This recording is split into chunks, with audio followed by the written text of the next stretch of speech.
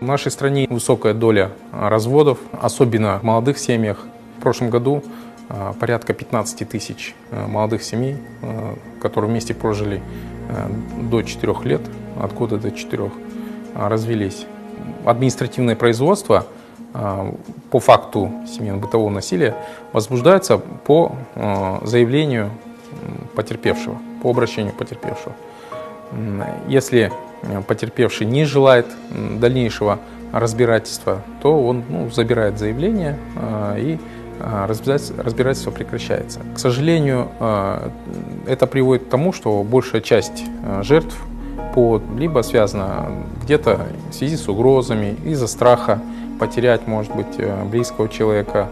Как правило, это психологическое и иное давление бывает со стороны таких семейных тиранов. За прошлый год таких фактов было более 190 тысяч обращений в органы полиции, из которых более чем в 60% случаев потерпевшие не в последующем примирялись с правонарушителями, не желая дальнейших разбирательств.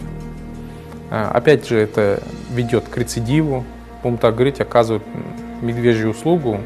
Сегодня простил, завтра опять то же самое начинается. Зачастую потерпевший не имеет достаточного заработка, своей независимости, к примеру, жилищной площади, чтобы где можно будет быть независимо, проживать и как-то пережить этот период.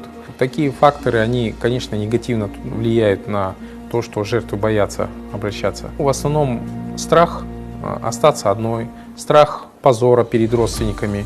Где-то менталитет сыграл свою роль, когда это может быть допустимо. Такой факт насилия может быть как допустимый факт и не видит ничего такого страшного, когда в рамках считают, что это в рамках разумного. Опять же, здесь и в основном играет и форма психологического давления. Мы живем в светском государстве, предусмотрены те же различные кризисные центры, приюты, где жертвам предоставляется бесплатно помощь в проживании, в питании, даже в поиске работы, сбору документов, защите их прав, оказывается юридическая помощь, медицинская помощь. В этом году нами оказана помощь в более чем 3000 жертв бытового насилия в определении в такие приюты, оказание различного вида помощи наряду с теми мерами в отношении дебоширов и правонарушителей. Если сравнивать международный опыт, у нас есть подразделение полиции, специальное подразделение по защите женщин от насилия. Сотрудники этих подразделений, это сами сотрудники женского пола, которые занимаются именно вопросами борьбы с бытовым насилием.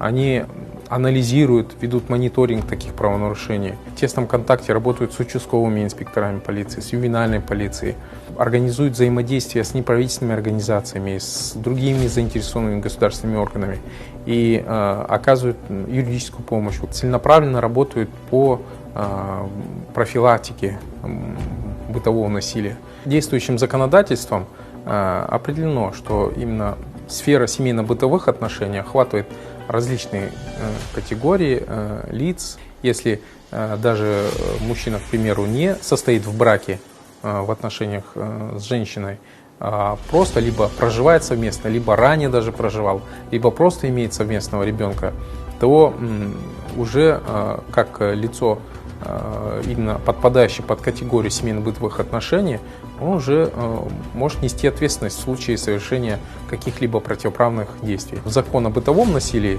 который в 2009 году был принят, 12 раз вносились поправки, в том числе по инициативе Министерства внутренних дел, которые были направлены на совершенствование законодательства и на ужесточение требований, ужесточение санкций. К примеру, если лицо совершает противоправные деяния в сфере семейно-бытовых отношений без применения силы, на сегодняшний день законодательством предусмотрен даже административный арест до 5 суток. Если это сопровождается к причинением вреда здоровью, соответственно, и санкция больше.